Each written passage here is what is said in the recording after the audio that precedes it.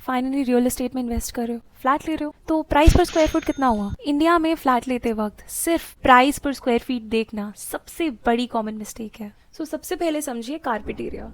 Carpet area वो जगह होती है जो आप यूज कर सकते हो, बेसिकली आपके बेडरूम, बाथरूम, किचन, जहां आप चल सकते हो, फर्नीचर रख सकते हो, मतलब बेसिकली जिस एरिया में आप कारपेट बिछा सकते हो। एंड फ्लैट बायर्स के लिए ये सबसे इंपॉर्टेंट नंबर है। नेक्स्ट अब आपका आता है built up area, which is carpet area plus walls.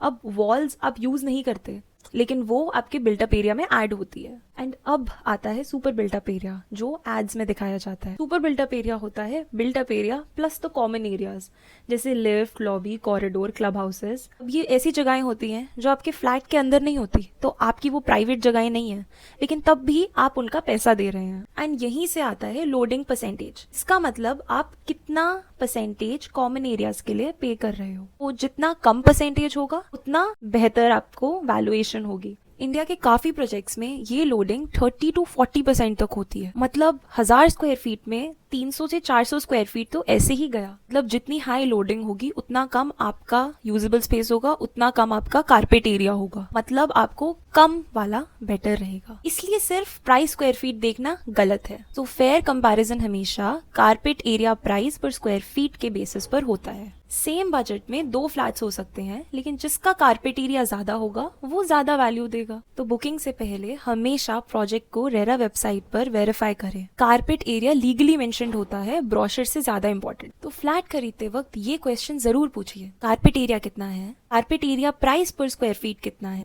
Loading percentage कितनी है, क्या ये प्रॉपर्टी रेरा के अंडर रजिस्टर्ड है। फ्लैट बाइंग इमोशनल हो सकती है, लेकिन कैलकुलेशंस हमेशा लॉजिकल होनी चाहिए। कारपेट एरिया समझिए, ब्रोशर नहीं। And that's how smart buyers make smart decisions.